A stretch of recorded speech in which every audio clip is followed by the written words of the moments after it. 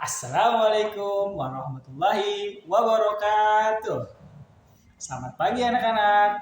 Semoga kabar kalian sehat-sehat semua. Amin. Rabbal alamin. Pada kesempatan kali ini, Bapak ingin mengajarkan tentang ruang lingkup dalam pendidikan IPS. Banyak sekali ruang lingkup di IPS tersebut. Salah satunya adalah hubungan manusia. Apa sih hubungan manusia? Hubungan manusia ialah hubungan antar sesama manusia. Contohnya seperti apa? Seperti kalian berteman dengan teman sebangku kalian, atau kalian berhubungan dengan bapak sebagai guru, atau kalian berhubungan dengan orang tua sebagai anak dan orang tua, dan segala macamnya. Dan oleh karena itu, dalam hubungan manusia banyak juga aspek-aspek penting yang terjadi di hubungan manusia.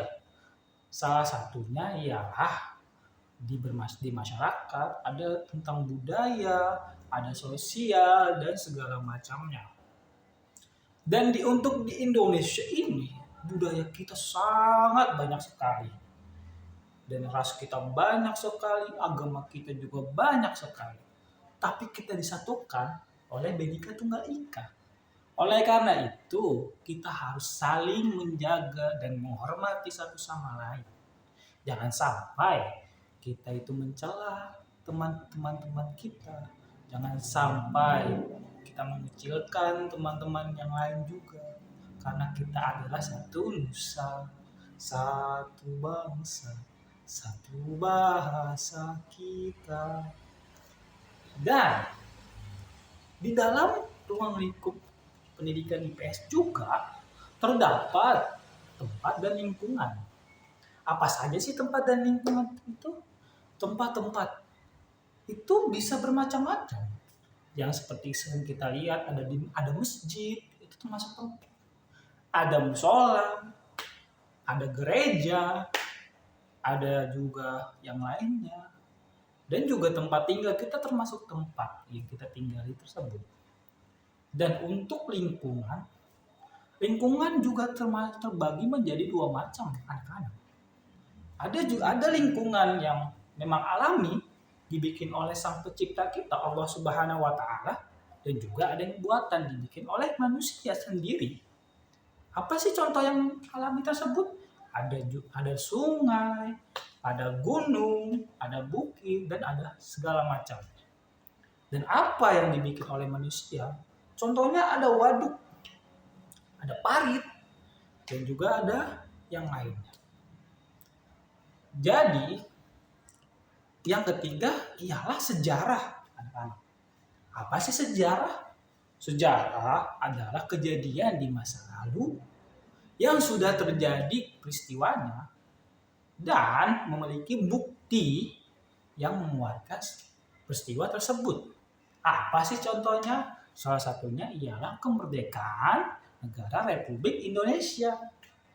Kapan sih kita merdeka? Ada yang tahu anak? Benar, 17 Agustus 1945. Nah, di dalam sejarah ini juga banyak tokoh-tokoh pahlawan nasional. Tokoh-tokoh ini juga termasuk bagian dari sejarah. Coba kita sebutin satu ya. Ada Soekarno, ada Bapak Hatta, Bung Hatta, ada juga Cut Nadin, ada juga R.A. Kartini, dan segala macamnya. Itu termasuk dalam bagian dari sejarah anak-anak.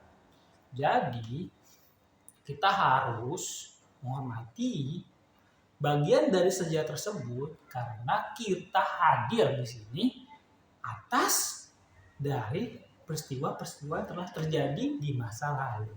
Begitu anak-anak. Dan yang terakhir ada juga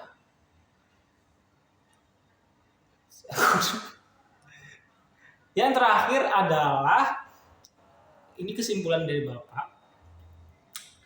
Kalau kita harus belajar tentang IPS. Kenapa kita harus belajar tentang IPS? Karena IPS sangat penting bagi diri kita untuk memahami manusia, memahami lingkungan, memahami alam sekitar, dan memahami sejarah-sejarah yang telah terjadi di Indonesia.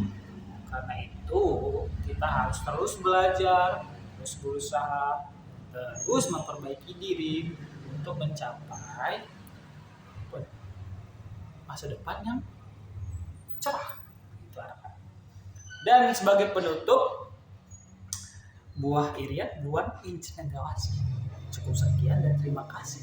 Kalau ada sumur di ladang, bolehlah kita menempang mandi. Kalau ada umur panjang, bolehlah kita bertemu lagi. Cukup sekian dari Bapak. Kurang lebihnya mohon maaf. Wabillahi taufiq wal hidayah.